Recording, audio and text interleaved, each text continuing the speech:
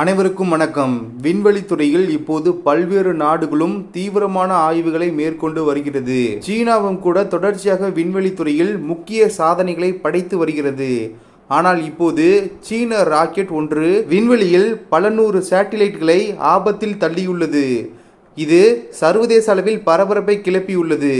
பல்வேறு உலக நாடுகளும் இப்போது விண்வெளித்துறையில் ஆர்வம் காட்டி வருகின்றன.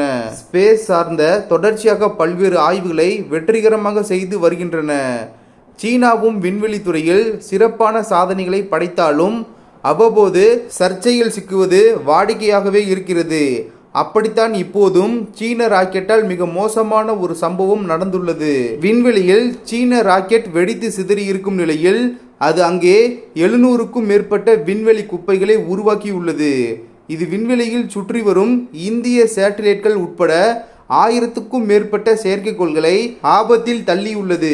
இந்த குப்பைகள் செயற்கைக்கோள்களில் மோதினால் அவை பூமியின் சுற்றுப்பாதையில் நுழைந்து மிகப்பெரிய ஆபத்தை ஏற்படுத்தும் என்று வல்லுநர்கள் எச்சரிக்கிறார்கள். அதாவது சீன அரசுக்கு சொந்தமான சாங்காய் ஸ்பேஸ்காம் சேட்டிலைட் டெக்னாலஜி கடந்த செவ்வாய்க்கிழமை 18 இணைய சேட்டிலைட்களை சுற்றுப்பாதையில் செலுத்தியது. இதை எடுத்து சென்ற ராக்கெட் சேட்டிலைட்களை ரிலீஸ் செய்த உடனே எதிர்பாராத விதமாக வெடித்து சிதறியது. மொத்தம் 700 முதல் 900 துண்டுகளாக வெடித்து சிதறின. அவைதான் இப்போது சேட்டிலைட்களுக்கு ஆபத்தாக மாறியிருக்கிறது.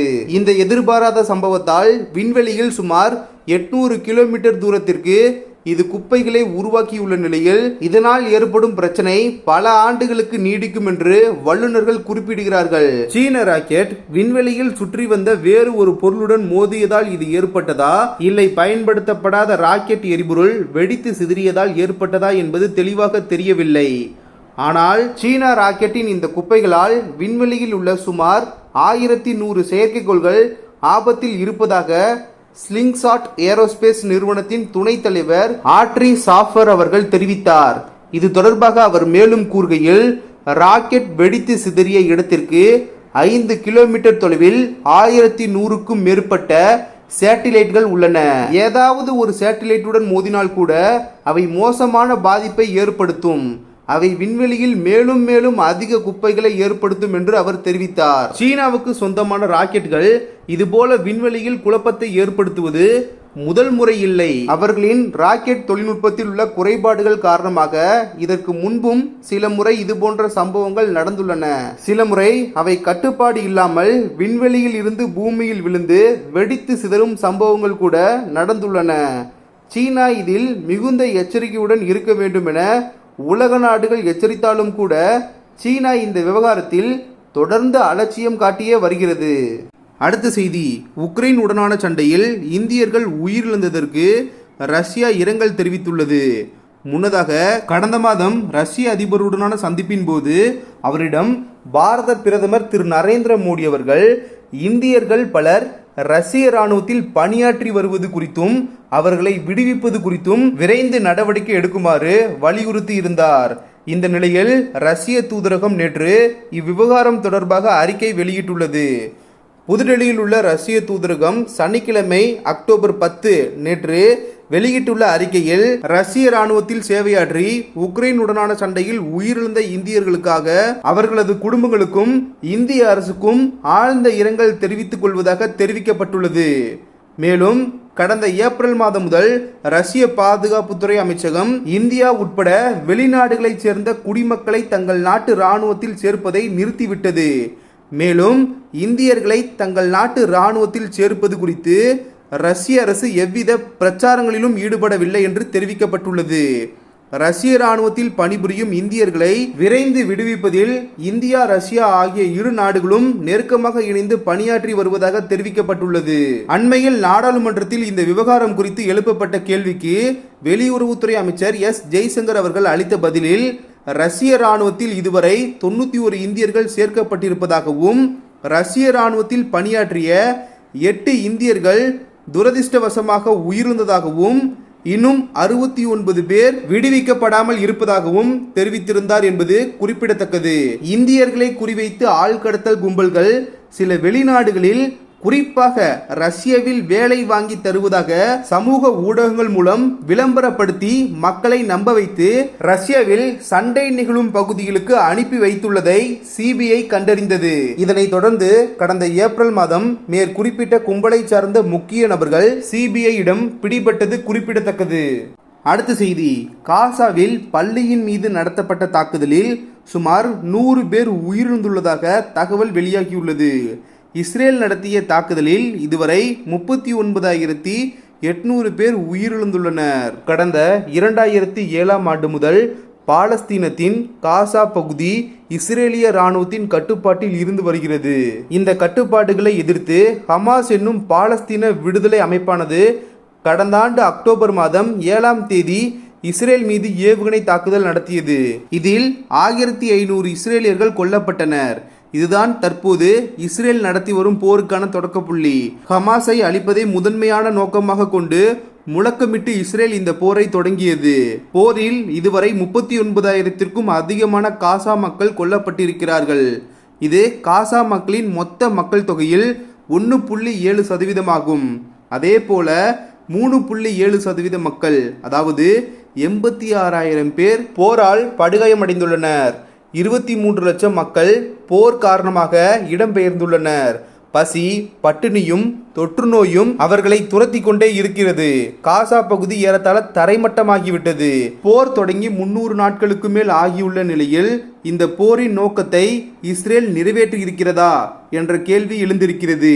இதற்கான பதிலை இஸ்ரேல் செய்தி தொடர்பாளர் ரியர் அட்மிரல் டேனியல் ஹக்காரி அவர்கள் தெரிவித்திருக்கிறார். ஹமாஸ் என்பது ஒரு சிந்தனை, ஹமாஸ் ஒரு கட்சி, இது மக்களின் இதயங்களில் வேரூன்றிருக்கிறது. ஹமாஸை ஒழிக்க முடியும் என்று நினைப்பது தவறு என்று கூறியுள்ளார். போர் தொடங்கி 8 மாதங்களுக்கு பிறகு இஸ்ரேல் இதனை ஒப்புக்கொண்டிருக்கிறது.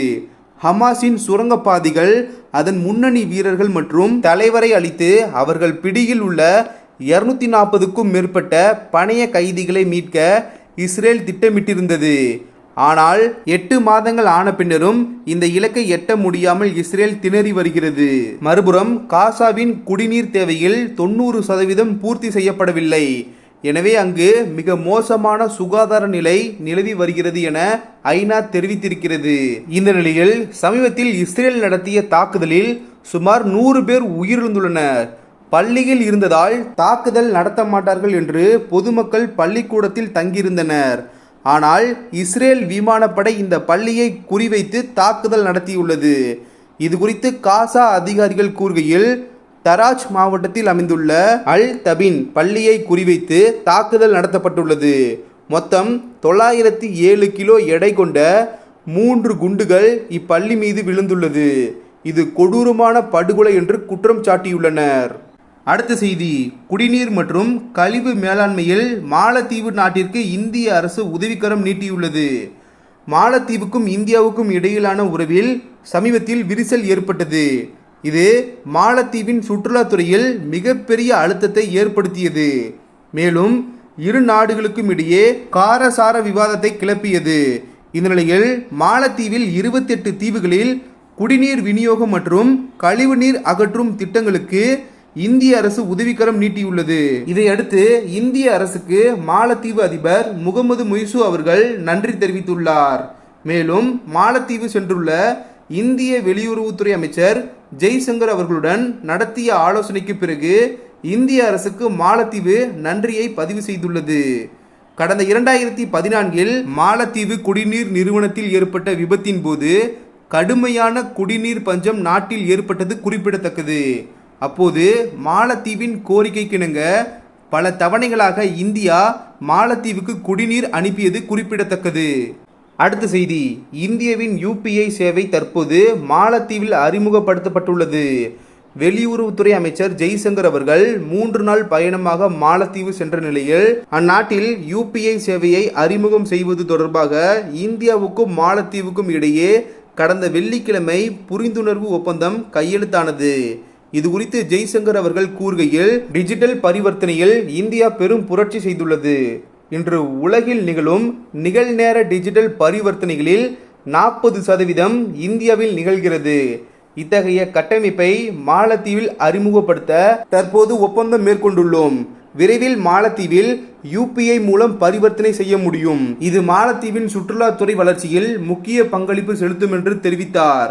இந்தியாவில் 2016ஆம் ஆண்டு நடைமுறைக்கு வந்த UPI நாட்டின் பரிவர்த்தனை நடைமுறையில் பெரும் மாற்றத்தை ஏற்படுத்தியது. பெரிய வணிக வளாகங்கள் முதல் சிறிய பெட்டிக்கடை வரையில் UPI மூலமே பண பரிவர்த்தனைகள் மேற்கொள்ளப்படுகிறது. வெளிநாட்டிலும் UPI மூலம் பரிவர்த்தனை செய்யும் வாய்ப்பை உருவாக்கும் முயற்சியில் மத்திய அரசு இறங்கியுள்ளது. இதுவரையில் ஐக்கிய அரபு அமீரகம், சிங்கப்பூர், மலேசியா, நேபாளம், பூட்டான் உள்ளிட்ட நாடுகளில் UPI மூலம் பரிவர்த்தனை செய்வதற்கான கட்டமைப்பை மத்திய அரசு உருவாக்கியுள்ளது. அடுத்த செய்தி, பொதுத்துறை மினிரத்னா பாதுகாப்பு நிறுவனமான பாரத் டைனமிக்ஸ் லிமிடெட் 2025ஆம் நிதியாண்டில் முதல் காலாண்டிற்கான முடிவுகளை சந்தை மூடப்பட்ட பிறகு வெளியிடப்பட்டுள்ளது. ஜூன் காலாண்டில் நிறுவனத்தின் லாபம் 83% சரிவு ஏற்பட்டுள்ளது. இது மட்டுமல்லாமல் இந்த காலாண்டு வருமானத்தில் நிறுவனத்திற்கு நல்லதாக இல்லை. பங்கு சந்தைக்கு அளிக்கப்பட்டுள்ள தகவலின்படி ஜூன் காலாண்டில் டிஃபென்ஸ் பொதுத்துறை நிறுவனங்களின் வருவாயும் சரிந்துள்ளது. பங்கு சந்தைக்கு அளிக்கப்பட்ட தகவலின்படி 2025ஆம் நிதியாண்டின் முதல் காலாண்டில் பாரத் டைனமிக்ஸ் லிமிடெடின் லாபம் ரூபாய் 7.21 கோடி.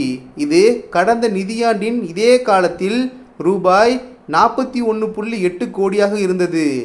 நிறுவனத்தின் வருவாய் ஆண்டு அடிப்படையில் ரூபாய் 295.69 கோடியில் இருந்து ரூபாய் 187.77 கோடியாக குறைந்துள்ளது. இது தவிர மினிரத்னா டிஃபென்ஸ் PSUஇன் மொத்த வருமானம் ரூபாய் 405.16 கோடியில் இருந்து ரூபாய் 271.54 கோடியாக குறைந்துள்ளது. ஜூன் காலாண்டில் பாரத் டைனமிக்ஸ் லிமிடெடின் செலவுகளும் குறைந்துள்ளன. முதல் காலாண்டில் மொத்த செலவினம் ஆண்டு அடிப்படையில் ரூபாய் 348.02 கோடியிலிருந்து ரூபாய் 260.31 கோடியாக குறைந்துள்ளது. பங்கு சந்தைக்கு அளித்துள்ள தகவலில் ரஷ்யா உக்ரைன் போர் மற்றும் மத்திய கிழக்கு நாடுகளில் நிலவும் பதற்றம் ஆகியவை விநியோக சங்கிலியில் தாக்கத்தை ஏற்படுத்தியுள்ளதாக அந்நிறுவனம் தெரிவித்துள்ளது. இதனால் பொருள் கிடைப்பதில் தாமதம் ஏற்படுகிறது. இது முதல் காலாண்டு முடிவுகளை பாதித்துள்ளது. நடப்பு நிதியாண்டின் 2வது காலாண்டில் சப்ளை செயின் தொடர்பான பெரும்பாலான பிரச்சனைகள் தீர்க்கப்படும் என நிறுவனம் நம்புகிறது. வெள்ளிக்கிழமை வர்த்தக அமர்வின் போது பாரத் டைனமிக்ஸின் பங்குகள் BSEயில் 1.33% அல்லது 18.80 புள்ளிகள் உயர்ந்து ரூபாய் 1433.60 முடிந்தது.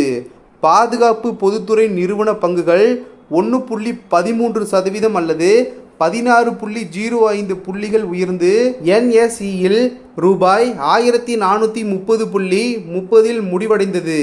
பாரத் டைனமிக்ஸ் லிமிடெட் நிறுவனத்தின் 52 வார அதிகபட்சம் ரூபாய் 1794.70 52 வார குறைந்த விலை ரூபாய் 450 உள்ளது.